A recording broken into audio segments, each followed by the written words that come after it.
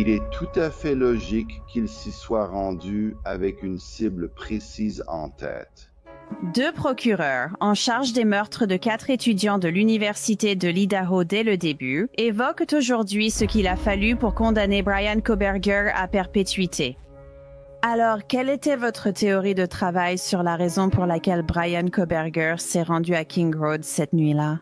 J'ai parlé avec Bill Thompson et Ashley Jennings de l'affaire qui a bouleversé leur ville, de leur réaction à la fuite vers Dateline et de l'échec à faire parler Bryan Kohberger avant l'accord.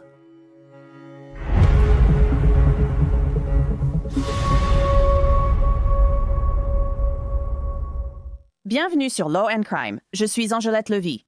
Le 13 novembre 2022, le procureur du comté de Layton, Bill Thompson, et sa chef adjointe, Ashley Jennings, ont reçu un appel totalement inattendu. Un quadruple homicide a eu lieu. 4 étudiants de l'Université de l'Idaho ont été tués dans une maison hors campus. Un meurtrier sauvage était en liberté. Les étudiants étaient des victimes innocentes. Maddie Mogan, Kaylee Gonsalves, Xana Carnotel et Ethan Chapin. Ils avaient tous passé la soirée dans des endroits différents la veille, et quelqu'un s'était introduit chez eux et les avait tous poignardés à mort, beaucoup d'entre eux alors qu'ils dormaient. 2 colocataires ont survécu et l'une d'elles a vu le tueur. Bill Thompson, procureur chevronné à la barbe de Père Noël, proche de la retraite, s'est vu confier l'affaire la plus importante de sa carrière, bientôt suivie par le monde entier. Et en allant à Moscou, je peux vous dire qu'il y avait des gens dans cette ville qui craignaient que le crime ne soit jamais résolu. C'était une crainte réelle chez les habitants, même s'ils ne l'auraient pas dit devant la caméra. Nous savons désormais que le meurtrier est Bryan Kohberger. Il a été négligent. Bien qu'il ait pris beaucoup de mesures pour cacher son identité, il a laissé son acide désoxyribonucléique sur l'étui d'un couteau K-Bar, et il y avait en fait une bonne quantité d'acide désoxyribonucléique, malgré ce que les gens disaient sur les réseaux sociaux. Cela, ainsi que le fait d'avoir conduit sa Hyundai Lantra blanche sur place, causerait sa perte, entre autres. Le FBI l'a alors identifié comme meurtrier. À la surprise générale, la veille de la sélection du jury, Bryan Kohberger a plaidé coupable.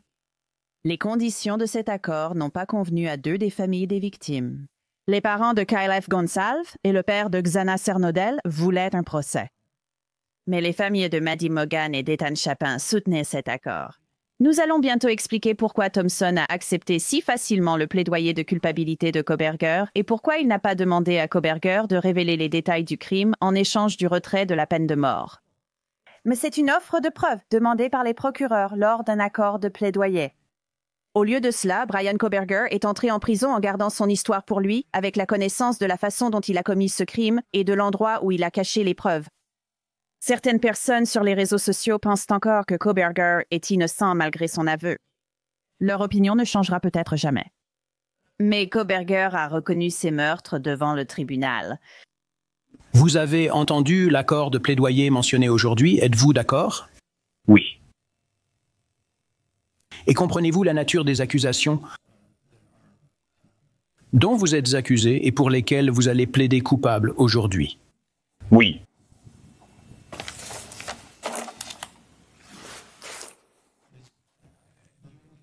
Comme je l'ai dit, je ne suis pas lié par l'accord de plaidoyer, mais celui-ci fixe la peine maximale pour chaque accusation.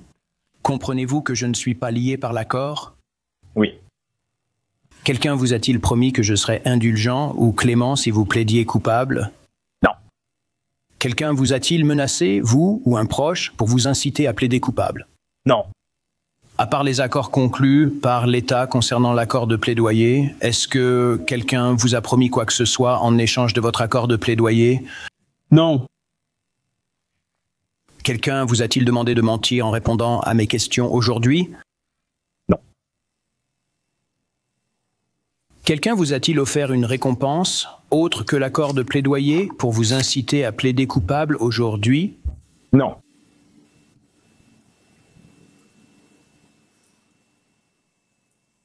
Plaidez-vous coupable parce que vous l'êtes? Oui. Une affaire comme celle-ci affectera profondément toutes les personnes impliquées, en particulier les familles des victimes dont la vie a été brisée par les actes d'un seul homme, sans aucune raison.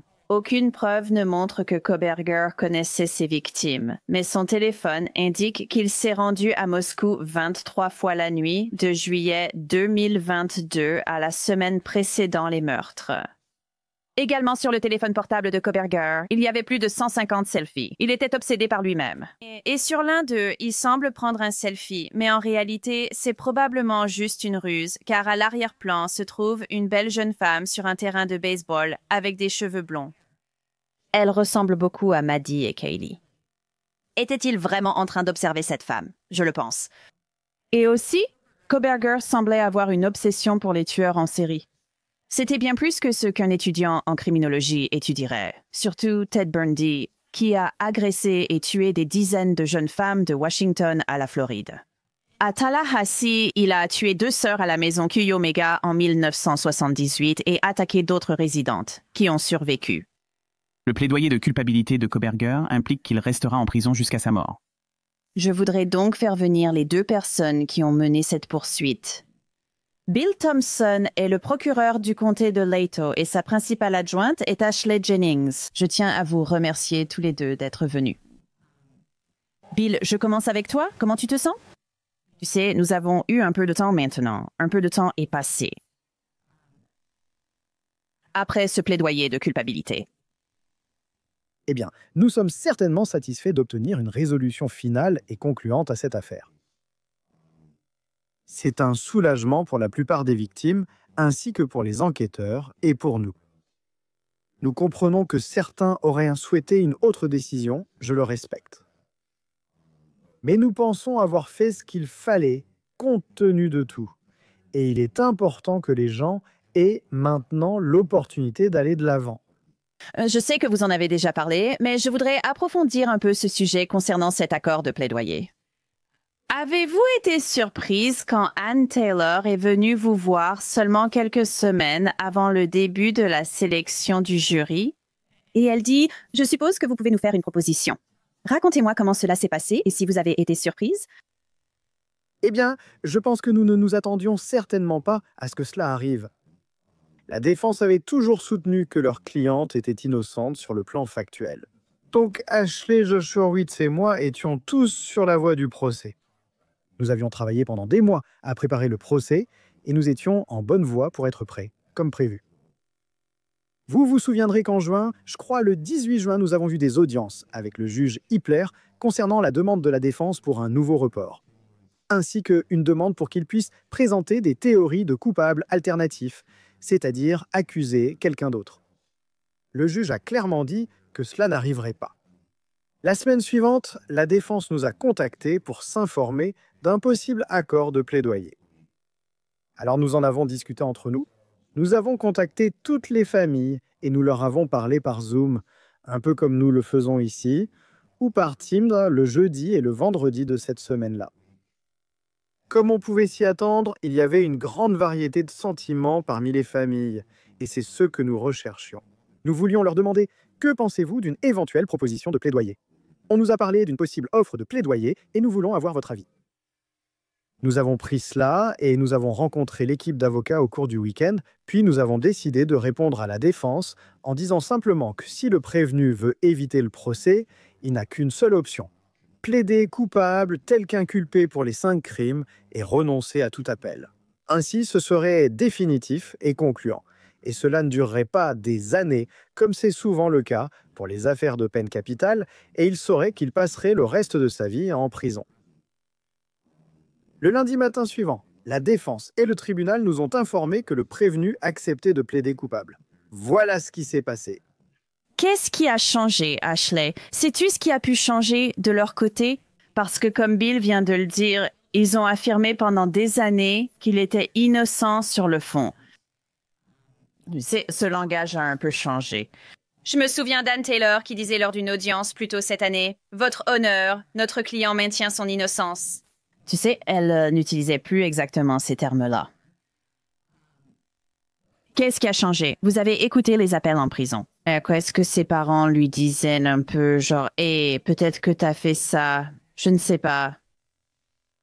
Je ne suis pas sûre. Et eux seuls sauront vraiment quel a été le facteur décisif. Je pense que, comme l'a dit Bill, nous avions déjà déposé plusieurs requêtes en irrecevabilité et préliminaire à ce stade de l'affaire.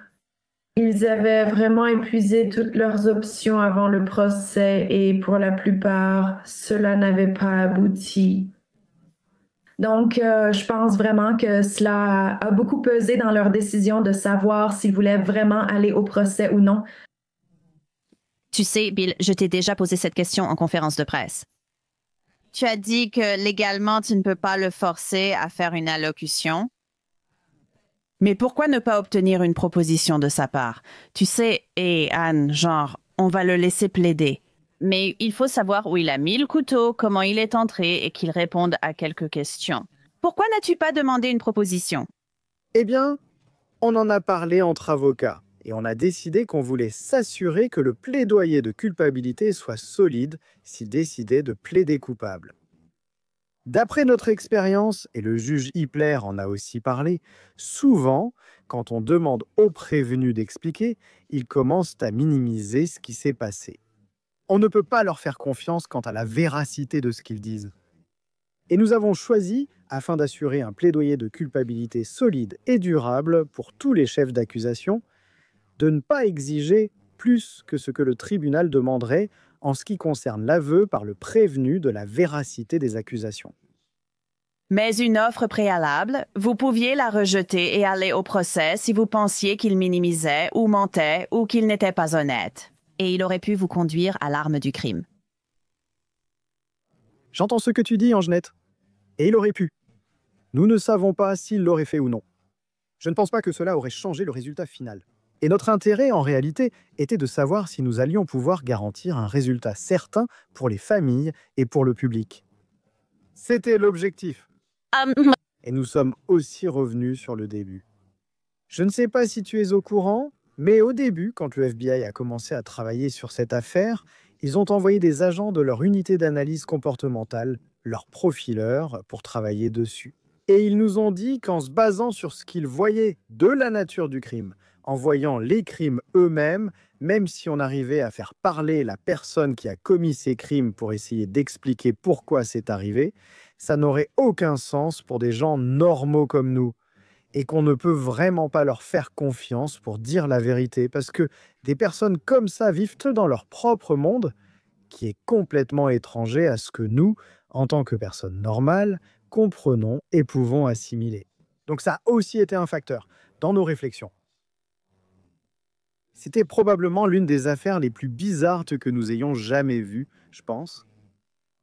Et ce sentiment était partagé par des enquêteurs expérimentés qui travaillaient sur l'affaire depuis le tout début. Oui, c'est horrible. Je fais ce métier depuis longtemps. J'ai couvert des affaires vraiment horribles, toutes terribles à leur façon. Mais là, ce sont de vraies victimes innocentes. Elles ne connaissaient même pas ce type. Et ils traversent le pays avec l'intention de commettre un meurtre. Je veux dire, c'est malade. Tu sais, Ashley, vous vivez à Moscou? Ton travail, c'est de poursuivre des affaires. Ramène-moi au 13 novembre 2022, quand vous recevez l'appel disant qu'il y a un quadruple homicide dans une maison hors du campus. Oui, j'ai reçu un appel environ 1 heure après l'appel au 911 de la part du chef de la police de l'époque, James Fry. Et il m'a informé qu'il y avait eu un quadruple meurtre près du campus et il me mettait un peu au courant, me disant qu'il faudrait qu'on fasse un mandat de perquisition. Oui, je peux retourner exactement à ce moment où j'ai reçu cet appel. Et puis moi, j'ai ensuite commencé à travailler sur un mandat de perquisition et je me suis rendue sur les lieux peu de temps après. Toi et Bill avez fouillé la maison, d'après ce que j'ai compris. Les registres mentionnent une inspection. Oui. Parle-moi de ça. Je veux dire, je n'arrive même pas à imaginer. C'est comme un crime. Peu importe si c'était arrivé dans une grande ville. Ce serait horrible, mais vous ne voyez pas ça souvent. Il n'y avait pas eu d'homicide depuis des années là-bas. Oui. Donc oui, je pense que horrible est le mot approprié. C'était tragique et immédiatement horrible. Beaucoup des agents que j'ai entendus disaient que c'était, vous savez, l'une des pires scènes de crime qu'ils aient vues. J'ai aussi entendu Bill le mentionner. Moscou a déjà eu son lot, vous savez, d'homicides par le passé. Cependant, je pense que celui-ci, avec la présence de 4 personnes et simplement la nature de l'affaire, c'est certain. Ça reste avec toi. Bill, tu es procureur là-bas depuis longtemps. Tu reçois l'appel et vous y allez tous les deux. Le FBI et la police d'État de l'Idaho ont été appelés. En tant que procureur du comté, cela doit te sembler inconcevable et incroyable que cela soit arrivé dans ta communauté.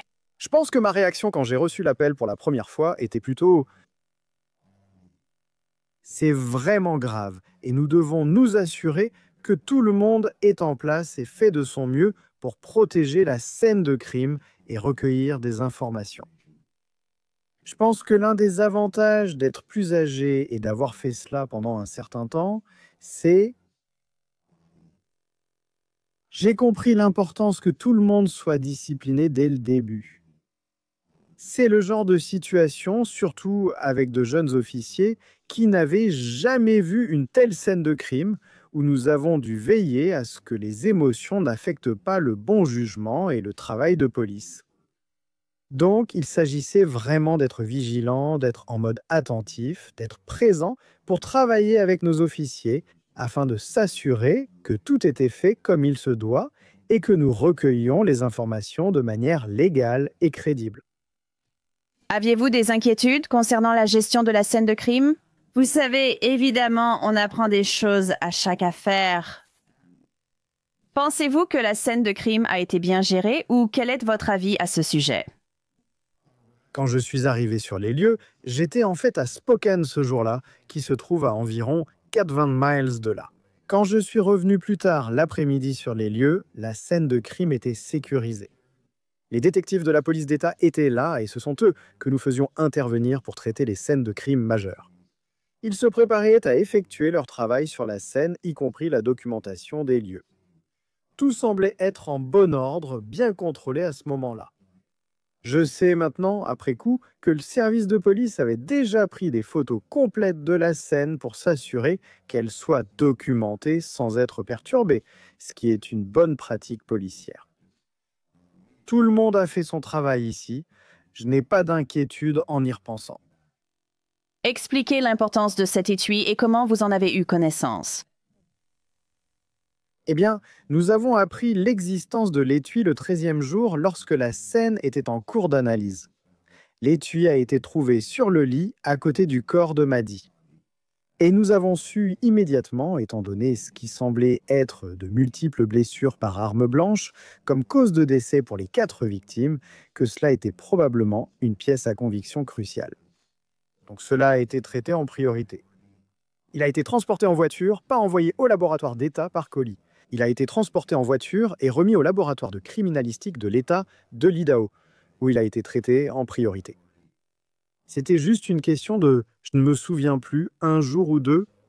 Et nous avons eu leur retour, ils avaient trouvé de l'acide désoxyribonucléique masculin à source unique sur l'étui, ce qui était très important. Ce n'était pas un mélange. Ce n'était pas le cas, quelque chose qui aurait été involontaire. Donc maintenant, le défi était d'essayer de déterminer à qui appartenait cet acide désoxyribonucléique, et c'est là que l'enquête a commencé. Cela conduit à Brian Koberger. Et quand vous découvrez le nom de Brian Koberger, je veux dire Ashley, qu'est-ce que tu en penses? Évidemment, il est étudiant en criminologie à l'Université de l'État de Washington. Il est chez lui en Pennsylvanie pour les vacances, ou peu importe. Mais je veux dire, aucune connexion que vous ayez pu déterminer, vraiment, avec ses enfants. Oui, quand nous avons entendu le nom le 19 décembre, à ce moment-là, tout ce que nous avions, c'était un nom. Et c'était un nom nouveau. C'était un nom que je n'avais jamais entendu auparavant. Personne dans notre équipe ne l'avait jamais entendu non plus. Mais nous savions qu'il était étudiant à l'Université de l'État de Washington. Et nous savions qu'il conduisait une Hyundai Elantra blanche. Et à partir de là, l'enquête a vraiment pu décoller. Mais le nom ne signifiait rien pour moi au début, car je ne l'avais jamais entendu et nous ne nous étions pas concentrés sur cette personne. Nous ne l'avions jamais entendu. Mais après cela, l'enquête a vraiment décollé. Nous avons pu effectuer plusieurs mandats de perquisition pour enquêter sur l'accusé, obtenir ses informations financières, récupérer ses relevés téléphoniques. Nous avons mené plusieurs perquisitions et recueilli de nombreuses informations. C'est alors que les pièces du puzzle ont commencé à s'assembler. Quelle est votre théorie de travail, Bill, à propos de cela, de ce crime, et pourquoi il a fait ça? Je veux dire, vous devez avoir une sorte de théorie de travail. Je veux dire, les jurys aiment entendre des histoires. Vous devez raconter une histoire au jury. Alors, quelle était votre théorie de travail ici sur la raison pour laquelle Bryan Kohberger est allé à King Road cette nuit-là et qui il visait spécifiquement? Angette, en allant au procès, nous n'allions vraiment pas proposer une théorie de travail comme celle dont vous venez de parler. Notre objectif était de nous concentrer sur les preuves montrant que nous avons ces jeunes gens horriblement assassinés et sur les éléments qui prouvent, au-delà de tout doute raisonnable, que l'accusé est celui qui en est responsable. L'absence d'antécédents est quelque chose que nous devons prendre en compte. Ce n'est pas un élément du crime. Ce n'est pas quelque chose sur lequel le jury devra se prononcer. Mais la nature humaine est telle que, s'il se laisse en distraire par cela, il pourrait commencer à se poser des questions qui n'ont rien à voir avec la culpabilité ou non de l'accusé. Notre approche du procès allait ressembler à celle adoptée le 2 juillet lors de l'enregistrement du plaidoyer de culpabilité et de la présentation du résumé de nos preuves. Le procès devait ainsi focaliser le jury sur les éléments légaux requis et les preuves correspondantes. C'est très clinique, avec des preuves circonstancielles, l'acide désoxyribonucléique et les données du téléphone portable. Nous avons la Hyundai Elantra blanche? Exactement. Oui. Ouais.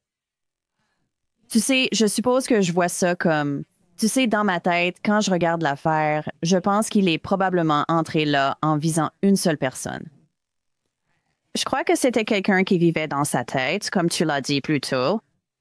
Je pense que, tu sais, les histoires de téléphone portable, ça montre un peu qu'il voulait, tu sais, vague. Je pense qu'il est entré là en visant une personne et que ça a complètement dégénéré. Tu as déjà pensé à ça? Angette, c'est certainement une hypothèse très raisonnable. Et je sais que c'est quelque chose dont nous avons parlé, dont les enquêteurs ont parlé. Que ce soit 100% exact, je ne sais pas si nous le saurons un jour avec certitude, mais cela a certainement du sens. Qu'il s'y est rendu avec une cible précise en tête. Et cela a du sens dans les circonstances où ce qui s'est passé a dépassé ce qu'il avait prévu. Et je pense malheureusement que c'est pour cela qu'au moins 2 des autres victimes ont fini par être tuées. Que nous puissions le savoir avec certitude, je ne le pense pas. Mais votre réflexion en analysant les preuves a certainement du sens. C'est une théorie valable. Tu y crois? J'ai vu le lieutenant Gilbertson citer disant que peut-être Xana a entendu quelque chose, est montée à l'étage et malheureusement est tombée sur ce monstre, puis a redescendu les escaliers. Et c'est ainsi que les choses se sont déroulées à partir de là. Tu crois que c'est probablement ce qui s'est passé? Eh bien, nous savons certainement grâce aux preuves que Xana était réveillée au moment où cela se passait. Elle avait reçu une livraison d'Ordache juste avant que l'accusé ne se présente une dernière fois autour de la résidence. Il nous semble donc probable qu'elle était réveillée, qu'elle a entendu quelque chose et qu'elle a réagi à cela et a rencontré l'accusé. Et c'est ce qui a fait que les homicides se sont aggravés pour inclure également elle et Ethan. Nous pensons que c'est une explication très probable de la façon dont ils sont devenus des victimes. Je souhaite parler du téléphone. Il l'avait supprimé. J'ai parlé avec les Barnard, vous savez, de ce qu'ils ont pu trouver et ne pas trouver sur ces appareils. Je sais qu'il y avait toute cette pornographie dessus. Je veux dire, pensez-vous qu'il avait une motivation sexuelle ici, vu toutes ces choses dégoûtantes sur son téléphone? Je ne sais pas si on peut l'affirmer avec certitude. Le médecin légiste a spécifiquement recherché des preuves d'agression sexuelle et n'en a trouvé aucune. Donc, on ne sait vraiment pas si c'était une motivation pour lui. Ça aurait très bien pu l'être, ou ça aurait pu faire partie de ce qui l'a motivé, ou de ce qui l'a relié à cette maison en particulier, et à ces jeunes en particulier. C'est frustrant. Je commence avec toi, Ashley, puis j'aimerais ton avis, Bill. Est-ce que le reportage spécial de Dateline a été diffusé avant le procès, juste quelques semaines avant la sélection du jury, en révélant beaucoup de choses que vous auriez pu présenter au procès? C'était incroyablement frustrant. C'était une grande distraction. Nous étions en pleine préparation du procès. Et c'était juste une chose de plus qui s'est ajoutée à la charge de notre bureau. C'est malheureux. Nous étions déçus. Oui, Bill. Tu penses que cette fuite venait de ton côté? Et quand je dis pas du côté de l'État, je veux dire les forces de l'ordre, ce genre de choses. Nous savons qu'il y a une enquête en cours, ou du moins nous le pensons. Nous n'en sommes pas certains. Les informations qui figuraient dans l'émission Dateline étaient exactes, mais il y avait aussi des informations inexactes qu'ils ont incluses. Les informations exactes étaient antéconnues non seulement des membres de l'équipe d'enquête de l'État, mais aussi des membres de l'équipe de la défense. Nous avons, je pense, du mal à accepter que l'un des enquêteurs de l'État, ou plusieurs, ait divulgué cela. Mais au final, si c'est le cas, alors je veux le savoir. Et je veux m'assurer que les conséquences appropriées soient appliquées. Cette personne ne sera plus jamais agent des forces de l'ordre. De même, si cela ne vient pas de quelqu'un du côté de l'État, je pense que nous devons aussi le savoir. Ces personnes doivent être tenues responsables. Ce qui s'est passé était scandaleusement imprudent. Et je pense que les mots déçus et frustrés sous-estiment probablement ce que j'ai ressenti à ce moment-là. J'ai probablement utilisé des mots plus courts et plus directs pour exprimer ce que je ressentais et ce que je ressens encore à ce sujet. Et nous nous sommes engagés à coopérer de toutes les manières possibles pour aider à identifier les responsables si cela devait arriver. J'espère vraiment que ce sera le cas. C'était horrible. C'était tout simplement inexcusable. Ça n'aurait jamais dû arriver, c'est complètement irresponsable. C'est le genre de chose qui peut faire dérailler tout le système de justice pénale. Le juge Hippler était à juste titre très en colère. Qu'est-ce que Dateline a mal compris? Tu as dit qu'il s'était trompé sur certaines choses. Eh bien, je préfère ne pas le dire pour l'instant parce que je ne veux pas que le public sache ce qui était juste ou faux de notre point de vue. Je pense que c'est une information qui va être importante pour l'enquête. Même si Ashley et moi voudrions dire que nous avons tout examiné et clarifié ce qui est correct ou non, ce n'est pas possible pour l'instant. Désolé. Auriez-vous pu l'inculper, même avec la élantra blanche retrouvée, ou sans l'acide désoxyribonucléique sur l'étui, cette recherche d'aiguille dans une botte de foin? Vous savez, nous en avons parlé et nous n'avons pas eu à prendre cette décision. Heureusement, nous avions l'acide désoxyribonucléique de l'étui, qui était vraiment, pour ainsi dire, la cerise sur le gâteau. Vous remarquerez que nous n'avons pas porté plainte avant d'avoir au moins une correspondance acide désoxyribonucléique préliminaire entre l'acide désoxyribonucléique paternel provenant de l'échantillon prélevé dans les ordures par le FBI et l'écouvillon qui est revenu du laboratoire avec l'acide désoxyribonucléique du père de la personne dont l'acide désoxyribonucléique se trouvait sur l'étui. C'est cela qui nous a permis de nous sentir suffisamment confiants pour porter plainte en décembre 2022. Et puis, bien sûr, une fois que nous avons eu le prévenu en garde à vue et que nous avons obtenu un échantillon d'acide désoxyribonucléique direct de lui avec une correspondance positive, nous savions que nous avions la bonne personne. Maintenant que Bryan Kohberger a reconnu avoir commis les meurtres et a renoncé à ses recours, l'attention peut à nouveau se porter sur les victimes lorsqu'on parle de cette affaire, plutôt que sur les prochaines audiences, les procès, les preuves ou d'éventuels appels. En fin de compte, cette affaire concerne désormais avant tout les victimes et leur avenir. Non seulement les membres de la famille proche et les proches de Maddie, Kaylee, Xana et Ethan, mais aussi les amis et la communauté élargie, la communauté universitaire qui s'est mobilisée pour se soutenir mutuellement tout au long de cette épreuve. Nous sommes heureux d'avoir une résolution qui est définitive, qui est concluante, et de ne pas avoir à faire face à des décennies d'appels, à rouvrir les blessures à chaque fois qu'un nouveau document judiciaire est déposé. Nous espérons que ceux qui ont souffert de cela pourront trouver un peu de paix et aller de l'avant. On ne peut pas annuler ce qui s'est passé. Comme je l'ai dit lors de la condamnation, notre ancien juge de district ici, qui est devenu juge à la Cour suprême de l'Idaho, Jean Stegner, disait régulièrement que même Dieu ne peut pas défaire le passé. Nous ne pouvons pas changer le passé, mais nous pouvons aller de l'avant à partir de là. Et c'est notre espoir pour la suite. Je dois dire qu'en y repensant, on regarde cette première semaine de l'enquête et les enquêteurs avaient 2 éléments de preuve. Ils avaient un acide désoxyribonucléique masculin inconnu sur l'étui du couteau et la élantra blanche, c'est tout. C'est ça. Et c'est absolument incroyable le travail qu'ils ont accompli pour traduire cette personne en justice et rassembler les preuves qui ont démontré, au-delà de tout doute raisonnable, qu'il a commis ces crimes horribles. C'est vraiment impressionnant. C'est quelque chose que je n'oublierai jamais. Mais est-ce que tu as déjà eu peur quand même d'aller au procès, comme s'il pouvait y avoir quelqu'un dans le jury qui, je ne sais pas, est-ce que tu étais inquiète d'une certaine façon? Parce que peut-être que quelqu'un le verrait comme ça. Je veux dire, je ne sais pas, je crois qu'ils allaient essayer de faire croire à des preuves fabriquées. Aller au procès, c'est toujours un pari. Cela dit, et Ashley peut en témoigner aussi, nous restons très confiants dans nos preuves. Nous sommes certains que nos preuves ont démontré la culpabilité de l'accusé au-delà de tout doute raisonnable. Maintenant, cela n'exclut pas que nous puissions avoir un juré qui ait déraillé et compromis le procès. C'est un risque dans tout procès, quelle que soit la solidité des preuves. Nous avons tenté de ne pas y penser.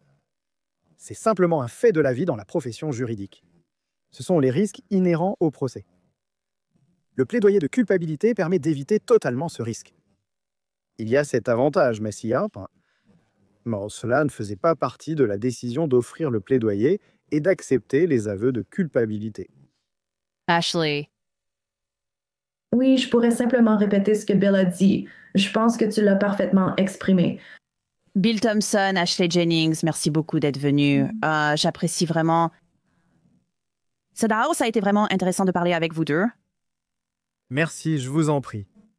Bryan Kohberger purge 4 peines à perpétuité dans la prison de haute sécurité de l'Idaho. Les familles de Maddie, Kaylee, Xana et Ethan font de leur mieux pour continuer à faire leur deuil, à honorer et à se souvenir de leurs proches, qui resteront à jamais âgés de 21 et 20 ans.